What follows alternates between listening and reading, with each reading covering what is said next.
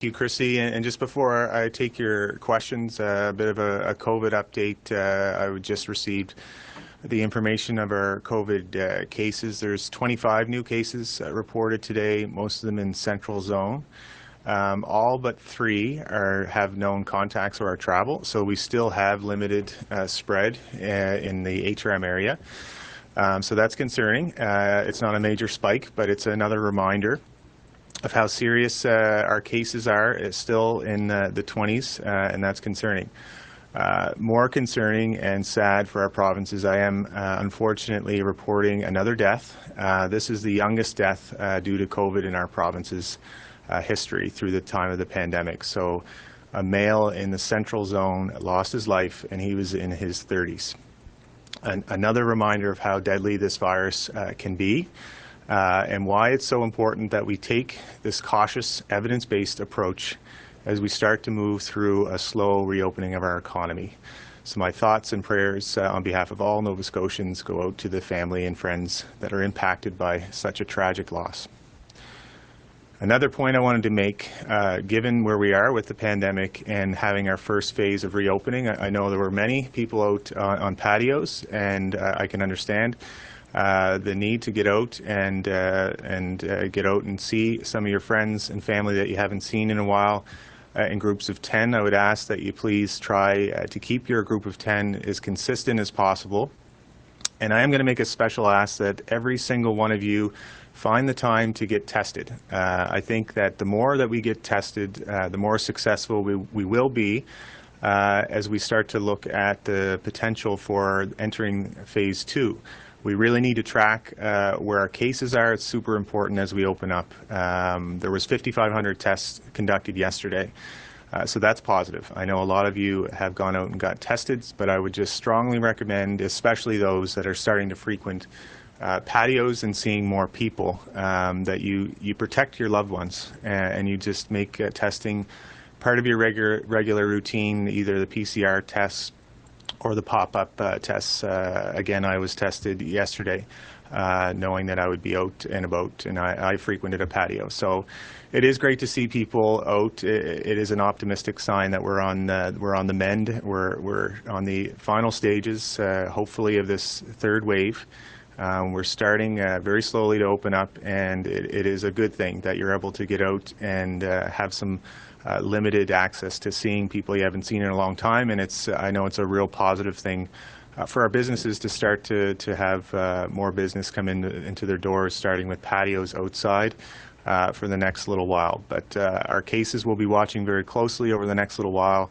So my message is to please get out and get tested and get your vaccine.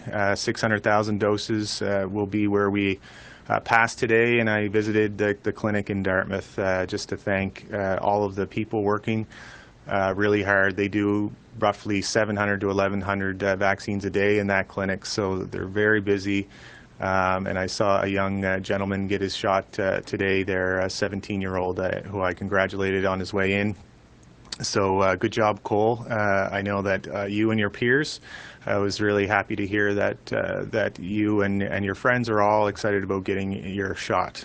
So it's good to hear that young people are interested in understanding the importance of getting vaccinated. But we're still getting vaccinated. First doses last night, over 8,000 emails went out for people to book their second appointment for their second dose. And that includes roughly over 4,000 healthcare workers.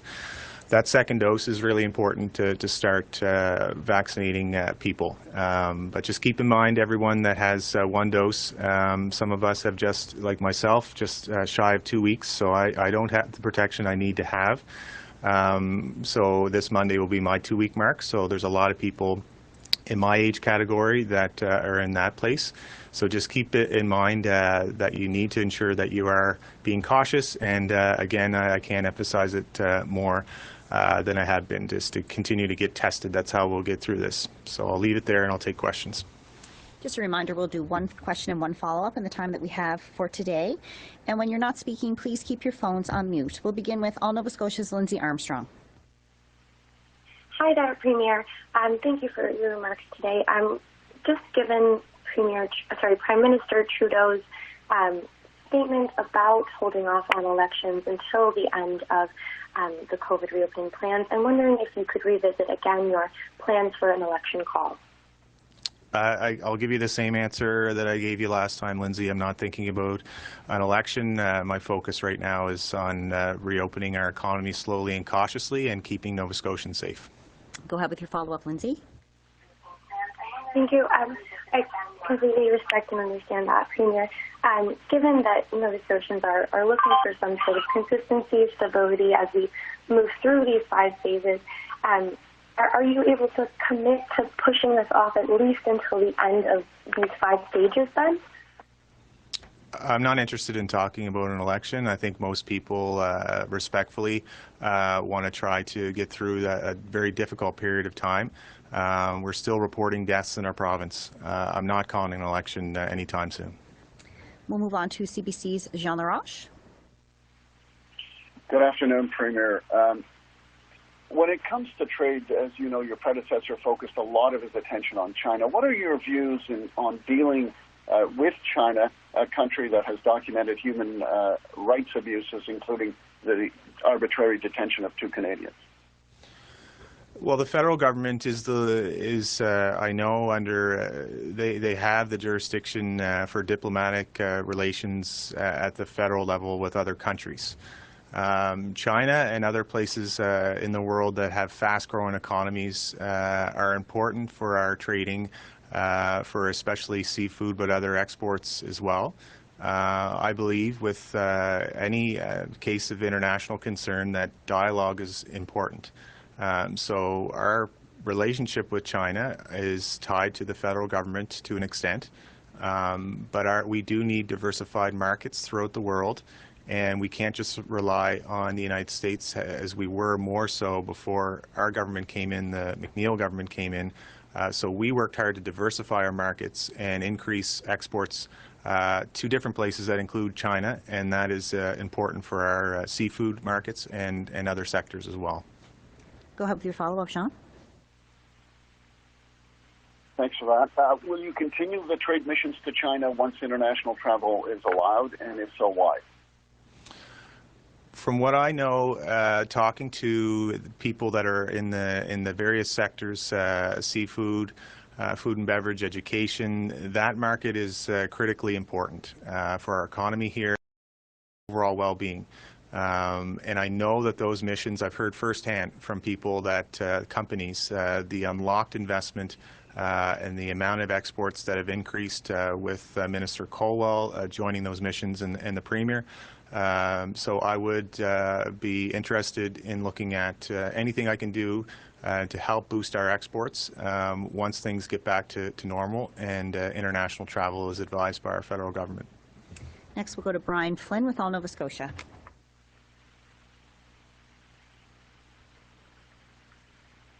Brian, are you on the line?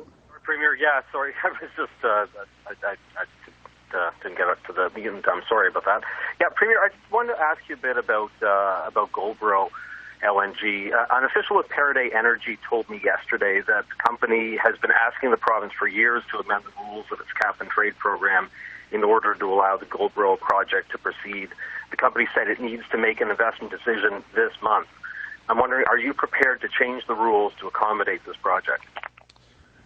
We have our cap-and-trade system. I actually passed that legislation when I was Environment Minister to limit the impact to Nova Scotia ratepayers. That's the system we have in place until 2022. There is negotiations that have just begun with the federal government to look at beyond that year. So we'll continue to have those discussions.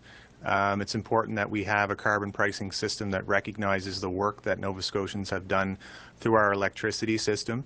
But a price on carbon is only one part of the business decisions for Paraday. I understand they don't have financing yet, but we'll watch that project go through the right regulatory process, and if they're successful, then they'll proceed. Go ahead with your follow-up, Ryan. Thanks, Premier. I'm just wondering if I could just nail down. So it sounded to me in that answer like you were saying, no, you're not prepared to change the cap-and-trade program. Am I reading that correctly? What I've said to the Department of Environment is we need a system that is the best in the best interest of Nova Scotians. The federal government has announced a significant escalator to the price on carbon. So I am flexible in what that looks like, and if it's cap and trade or if it's another carbon pricing scheme. We're not shifting our plan based on one company in Nova Scotia. It'll be a discussion of what's in our overall best interest. Next we'll go to Global's Elizabeth McSheffrey. Hi there, Premier. I'm wondering if you can tell me a little bit more about the vaccine certification announcement yesterday, particularly as it pertains to rotational workers. They've been calling for some form of modified isolation with 1 dose, 2 doses for many months now. So I'm wondering how you came to this decision that now is the time to create a program like this, and why now? Because of the uptake in vaccines, I've seen the emails coming to me with a lot of these workers having 2 doses. I think it's unreasonable that we would mandate a 14-day quarantine when people have that much protection. So we're working in earnest right now to accommodate a program for rotational workers, and we just need to make sure that we have the right system in place to verify that they have 2 doses, and there could be a more modified type of quarantine with 1 dose. But we were just in a period of time in May where we had our spiking of cases, so that was a period of time that we had to take strict control measures at our border, and we do know that there was hot spots throughout the country where rotational workers were working in. But when they have that higher level of protection of 2 doses, especially, that means that we can pivot, and I look forward to having something in the next few days. Go ahead with your follow-up, Elizabeth. Thanks. In the next few days, you say, I'm sure this announcement is going to give lots of rotational workers a lot of hope. The weather's getting nicer. They don't want to be locked indoors. What assurances can you provide that this is going to be, developing in the next few days, and that this will be in place in short order? I can say that I've asked the public health team and the Department of Health to work around the clock. I completely understand. These people work extremely hard. Some of the hardest workers I know, and they haven't seen their families. So we are working really hard to get something in place. And because we're able to do this, which I'm confident we'll be able to put something together, that can help inform our reopening plan when we look to other visitors and travelers coming into the province. Next, we'll go to the Canadian Press. Keith Doucette.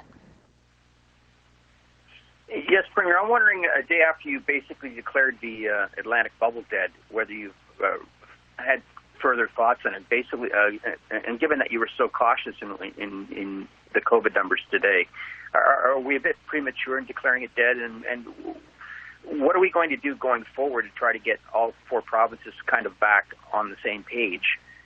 Given that we're such a small area and this thing is far from over. Yeah, and it's not my decision that it's dead. It's just a fact that 2 provinces are opening beyond the Atlantic region. So I just think that we need to be cautious, and I've said that phase 3 is the time that we're comfortable looking at the Atlantic region, because as a whole the Atlantic region has kept cases lower as a per capita than other parts of the country. But that is the point of why Dr. Strang and I are asking for everyone to understand the need to continue to allow us some flexibility here to monitor if there's a spike in another province, or if there's a variant of concern that causes issues. We may not be there. But you have to balance that with people making decisions on opening up and our tourism sector. So we're continuously trying to find that right balance of providing that predictability. So I do think people should be comfortable starting to book their vacations and hotels for June 30th for Atlantic, and beyond Atlantic July 14th. But recognize that if things happen, that we'll have to shift. Go ahead with your follow-up, Keith. I'm still wondering about the cohesiveness between the 4 provinces in terms of, you said yesterday that even in the, as it all washes out, we'll basically all be in the same ballpark, yet we're still not coordinating this kind of thing. It just seems to me that should have been important enough to have everybody on the same page. Why aren't we all on the same page? I can't control if just because New Brunswick and now Newfoundland want to be more aggressive with their opening, that doesn't mean that we need to follow them. We're a bit more cautious, as I said. It looks like PEI is just as cautious as we are, and we'll continue to have those discussions. I did ask to continue to have that discussion with all premiers, and I expect we'll have another call in the month of June to talk about what the reopening will look like at the end of June. Next, we'll go to Heidi with CTV. Hello. My question is on a separate topic. 3 audio recordings that appear to be 911 calls from the tragedy in Portapique April 18th last year are now public. I'm wondering if you have heard this audio and what your reaction is to its public release. As you know, Heidi, the commissioners are set up for the public inquiry. It's important that we allow that independent arm's length process to unfold. They'll consider all of this, and if there's trauma associated with some of this public information, there's a provincial crisis line that is in place that I would encourage families and anyone impacted to contact. Go ahead with your follow-up, Heidi.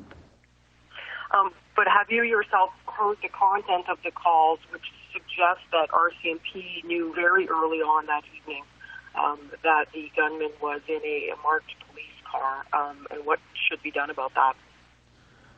I haven't heard the calls. No, I have not. This is an arm's length process that is not run by government or the RCMP. That's why this is the inquiry that Nova Scotians and our government asked for. So that process will unfold, and we look forward to looking at the results and taking action wherever we need to. Next, we'll go to CBC's Mike Gorman. Thank you, Premier. You talked about this a bit yesterday, but I'm hoping you can expand on why it is Nova Scotia doesn't see the need to offer some sort of tax rebate or incentive for people to travel within the province. And are you concerned at all that by not doing so, while our neighboring provinces are opening up to so many other people, we may miss out on tourism opportunities?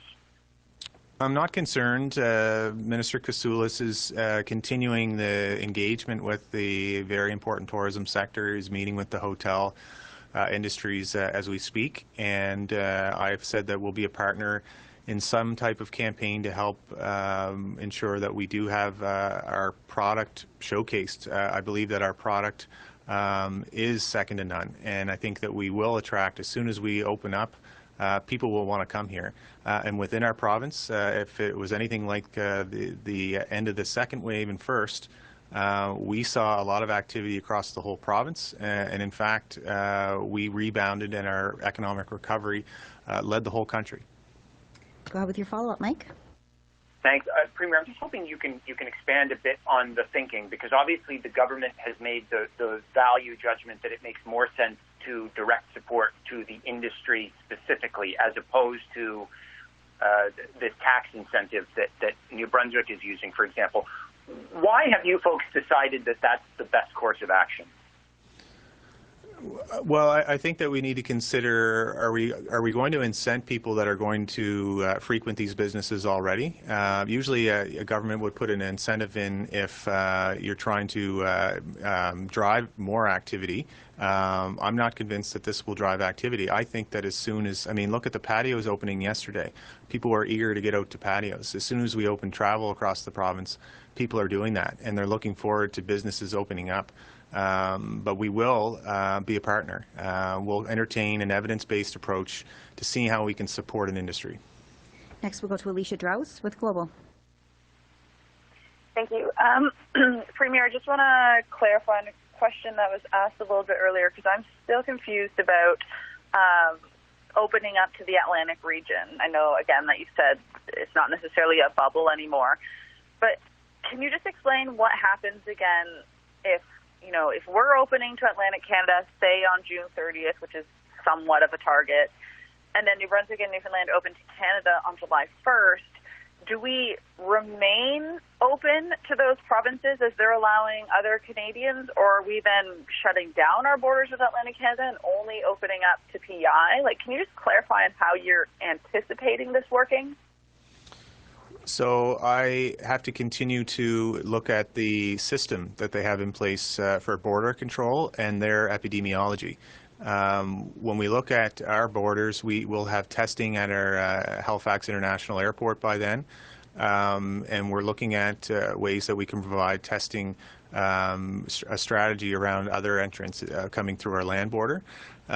So we'll have a cautious approach looking at PEI, New Brunswick and Newfoundland, and if they have cases spark up, then we'll have to make a determination quickly to shut down. But we'll have to take this very cautiously, and this is about mitigating risks.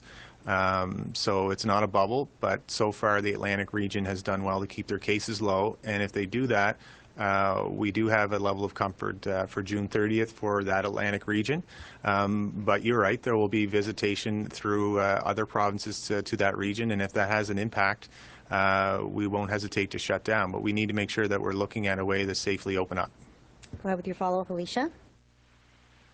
So just on that note, though, if somebody from Ontario is, say, visiting New Brunswick, I mean, they could then just come into Nova Scotia, no problem, or are we going to kind of up the border security measures at our own border and looking specifically, you have to prove you live here? Like, can you explain it in that regard? Yeah, it's the latter. So you'd have to be a resident of Atlantic Canada for June 30th. You can't just go through if you're from Ontario or Quebec.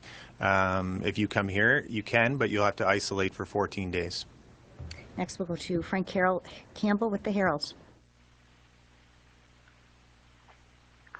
Hi, Premier. So you posted a recent Facebook item about your friend and colleague, Margaret Miller, retiring from politics. I'm just curious if you had your friend's complaints of misogyny against the staffer investigated, and what the results of the investigation were, and if that person who she complained about is still working in the job he was promoted to. So again, I want to congratulate the long service of Margaret Miller. She came in the same time as me, and we overlapped departments of environment and at the time natural resources, and she's done great work for the people of Hants East, and I wish her well. As I said in the caucus meeting, she's been a great part of our team over the last number of years. And all the best to Margaret, and we'll continue to take any concern very seriously that's brought forward by anyone. The person that you're mentioning still works for the government. Go ahead with your follow-up, Frank. So the follow-up is a different direction here, but the Women's World Hockey Championship has been rescheduled for August 20th to 31st in Calgary. I'm just wondering if there are any regrets about scuttling the tournament here, and were we considered for the rescheduled August tournament, and if you think the decision to cancel here will have a negative impact on Nova Scotia's chances of landing international sporting events in the future. I don't think it will hurt our chances in the future. I think that most people understand that we were just approaching a challenging time with our cases increasing, and it was the right decision. We had, after that, reached triple digits, and it was not, we were asking Nova Scotians to not travel around the province. We did ask for a postponement. We wanted to host the tournament in August. We put our bid in again. I wrote a personal letter of support to host the tournament here, and they chose a different province. That's unfortunate. We would have liked to have hosted in August when we weren't in the peak of a third wave of a pandemic. And that's all the time that we have for questions today. Thank you, Premier. Thank you all.